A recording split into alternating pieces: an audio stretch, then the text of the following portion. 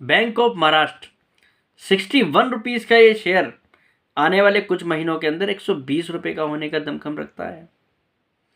और ये bank slowly धीरे धीरे अपनी मंजिल की ओर चल रहा है। और इस बैंक को लेकर एक बात मैं आपसे कहूँगा, slow and steady win the race. और इस बैंक के अंदर रेस जीतने का दम क्यों है वो भी मैं आपको बता देता हूँ।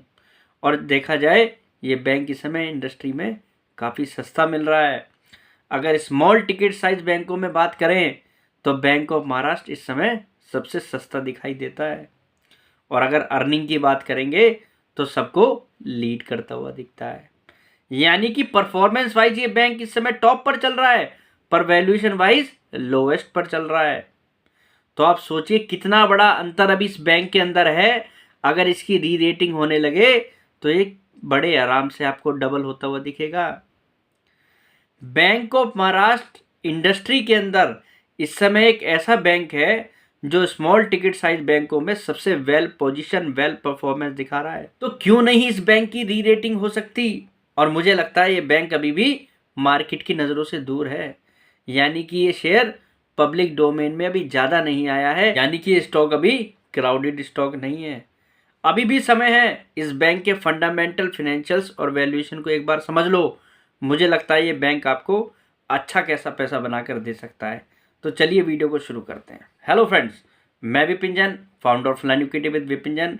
फ्रेंड्स, अगर आप शेयर मार्केट में डीमैट अकाउंट खुलवाना चाहते हैं तो आप हमारे चैनल पर दिए गए लिंक के माध्यम से आप स्टॉक्स के साथ डीमैट अकाउंट खुलवा सकते हैं।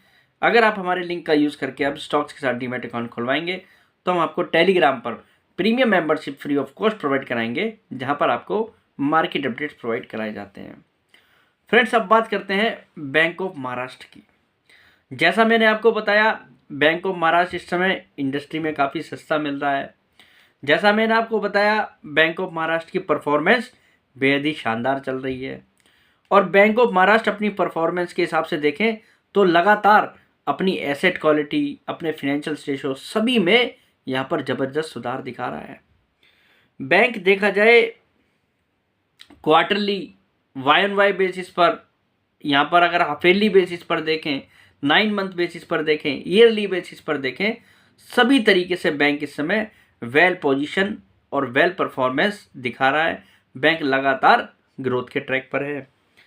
बैंक के अगर नेट प्रॉफिट के से भी बात करें, अगर हम सीधा नेट प्रॉफिट पर भी आ जाए तो बैंक 2837 करोड़ रुपए के 2837 करोड़ रुपए के नेट प्रॉफिट पर है 9 मंथ के बेसिस पर, जो कि पिछले फाइनेंशियल ईयर के अंदर 9 मंथ बेसिस पर 1762 करोड़ रुपए था। बैंक के नेट प्रॉफिट में डबल डिजिट का उछाल दिखता है 9 मंथ के बेसिस पर भी। बैंक का नेट इंटरेस्ट मार्जिन, जो बैंकिंग इंडस्ट्री में सबसे अहम चीज़ है, वो भी लगभग 3.95% के आसपास है। लगातार बैंक का नेट इंटरेस्ट मार्जिन बढ़ता जा रहा है और 4% के आसपास इस बैंक का नेट इंटरेस्ट मार्जिन है, जो कि काफ़ी हेल्दी दिखाई देता है ग्रोथ के साथ। बैंक का बिजनेस, अगर हम ओवरऑल बैंक के बिजनेस की बात करें तो लगभग 18.89%, लगभग 19% ये बैंक का बिजनेस यहाँ पर वाई ऑन वाई बेसिस पर बढ़ा है। बैंक का ग्रॉस एनपीए, बैंक की अगर एसेट क्वालिटी की बात करें तो 2% के आसपास है।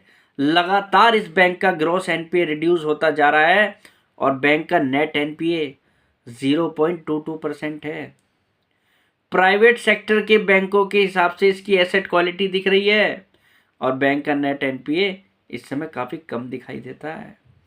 प्रोविजन कवरेज रेशो 98% प्लस है, यानी कि बैंक ने अपने एनपीएस को लेकर भी ज़्यादातर प्रोविज़न किया हुआ है। तो बैंक को लेकर यहाँ पर फ्यूचर में कोई झटका भी नहीं दिखाई दे रहा। बैंक के अगर फुल फाइनेंशियल ईयर के प्रॉफिट की बात करें, जो करंट ईयर चल रहा है, तो इस साल ये बैंक लगभग 3900 करोड़ रुपए के प्रॉफिट के आसपास दिखता है। यानी कि बैंक लगभग 5.5 रुपये के ईपीएस के आसपास वाला बैंक दिखता है। और बैंक लगभग 25 रुपये की बुक वैल्यू वाला बैंक FY24 के अंदर दिखता है, 23-24 के अंदर। और एट प्रेजेंट लगभग 24 रुपये की बुक वैल्यू वाला ये बैंक है। कहने का मतलब ये बैंक एट प्रेजेंट भी देखें तो 22% की ROE वाला बैंक है। रिटर्न ऑन इक्विटी के लिहाज से 22% ROE है इस बैंक की एट प्रेजेंट। और बैंक की अगर हम लोन बुक की बात करें तो bank vehicle financing, bank infra पर, बैंक जो है हाउसिंग पर, बैंक NBFC पर, सभी तरीके से इस बैंक ने अपनी बुक को डाइवर्सिफाइड किया हुआ है और जिसका इम्पैक्ट आपको सामने साक्षात दिख रहा है। बैंक का बिजनेस, बैंक के एडवांसेस इस समय डबल डिजिट ग्रो हो रहे हैं और ये ट्रेंड लगातार बैंक के अंदर इस समय दिखाई दे रहा है। जैसा मैंने आपको बताया कि बैंक इंडस्ट्री में सबसे सस्ता है, उसका कहने के पीछे भी मेरे पास बड़ा ठोस कारण है। अब तक आपने देखा बैंक का बिजनेस अच्छे खासा ग्रो हुआ है, एसेट क्वालिटी काफ़ी स्टेबल है।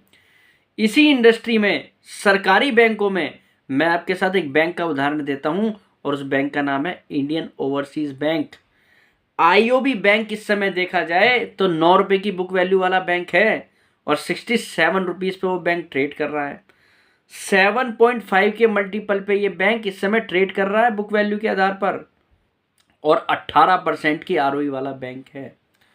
18% की ROE वाला बैंक इस समय 7.5 के मल्टीपल पे मिल रहा है और यहाँ पर 22% की ROE वाला bank, double digit business grow करने वाला बैंक कितने के मल्टीपल पे मिल रहा है? 2.4 के। 25 रुपये की बुक वैल्यू वाला बैंक 61 पर है और 9 रुपीज़ की बुक वैल्यू वाला 67 पर है। दोनों ही PSU बैंक हैं, पर ये नहीं समझ में आता बैंक ऑफ महाराष्ट्र इतना सस्ता क्यों है। इस हिसाब से तो बैंक ऑफ महाराष्ट्र की भी री रेटिंग होनी चाहिए और 120 रुपये का जो टारगेट मैं आपसे बोल रहा हूँ, 120 रुपये का टारगेट का मतलब है ये बैंक लगभग 4.5 के मल्टीपल पे है। 120 रुपये का भी अगर इसका शेयर प्राइस एट प्रेजेंट हो तो ये बैंक जब भी इंडियन ओवरसीज बैंक से सस्ता है और gross NPA, net NPA, financial ratio, सभी पैमानों पर अगर आप देखें तो बैंक की asset quality Indian overseas bank से ज़्यादा है। पर फिर भी इंडियन ओवरसीज बैंक इस समय वैल्यूएशन के लिहाज से इसको लीड कर रहा है। तो ये तो क्लियर कट विजिबिलिटी है कि बैंक ऑफ महाराष्ट्र के अंदर एट प्रेजेंट इतना गैप है कि अगर इसकी री रेटिंग बाजार शुरू कर दे तो ये बैंक यहाँ से आपको बहुत तेज़ी से बड़ा पैसा बनाकर दे सकता है। और ऐसा कहने के पीछे हमने ये सिर्फ हवाई बातें नहीं करी हैं, हमने बैंक के फिनेंशियल्स, फंडामेंटल्स, वैल्यूएशन, सभी चीज़ों का आकलन करा है। और जैसा मैंने आपको बताया QNQ, YoY, 9 month basis, yearly basis पर, सभी पैमानों पर बैंक इस समय वेल परफॉर्म कर रहा है और फिर क्यों नहीं इस बैंक की यहाँ पर री रेटिंग हो सकती।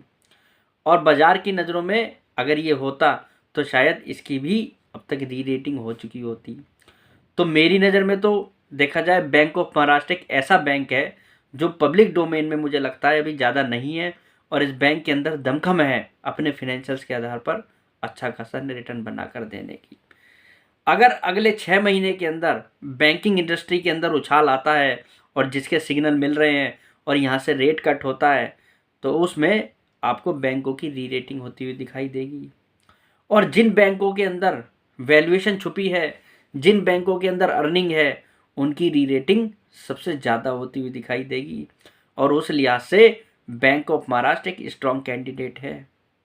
तो जिन लोगों के पोर्टफोलियो में bank of Maharashtra at present है, मुझे लगता है उन लोगों को कन्विक्शन के साथ इस बैंक को होल्ड करना चाहिए।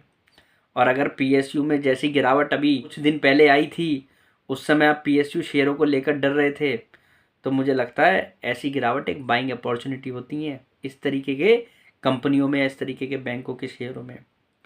तो बैंक ऑफ महाराष्ट्र को आप लॉन्ग टर्म व्यू के साथ होल्ड कीजिए। ये शॉर्ट टर्म में तो डबल होने का दमखम रखता ही है, पर देखा जाए उससे भी ज़्यादा का मल्टी बैगर रिटर्न बनाने की क्षमता इस बैंक के अंदर है। लॉन्ग टर्म के लिहाज से ये बैंक भी 7.5 के मल्टीपल पे होना चाहिए, 7.5 के। अगर IOB को ये वैल्यूएशन मिल सकते हैं तो बैंक ऑफ महाराष्ट्र को क्यों नहीं मिल सकते? आप भी ज़रा इस सवाल को एक बार सोच कर देखिए। और यहीं पर बाजार गलती करता है और जब बाजार अपनी गलती को ठीक करता है तो वो ऐसे ही री रेटिंग करता है। तो बैंक ऑफ महाराष्ट्र को लेकर बिल्कुल clear and crystal clear view है कि hold bank of Maharashtra for short term, for long term. आशा करता हूँ बैंक ऑफ महाराष्ट्र को लेकर आज आपको काफ़ी कुछ जानने को मिला होगा बैंक के बारे में। अगर आप बैंक के अंदर इन्वेस्टेड हैं तो निश्चित रूप से आज आप कन्विक्शन के साथ इस बैंक को होल्ड करेंगे, आपको कन्विक्शन आ जाएगा। अगर आप बैंकिंग सेक्टर के अंदर मल्टी बैगर स्टॉक ढूंढ रहे हैं, मुझे लगता है उसमें बैंक ऑफ महाराष्ट्र एक स्ट्रॉन्ग कैंडिडेट है। आज के लिए इतना ही, कल फिर मुलाकात करते हैं एक नई वीडियो के साथ। फिलहाल के लिए नमस्कार।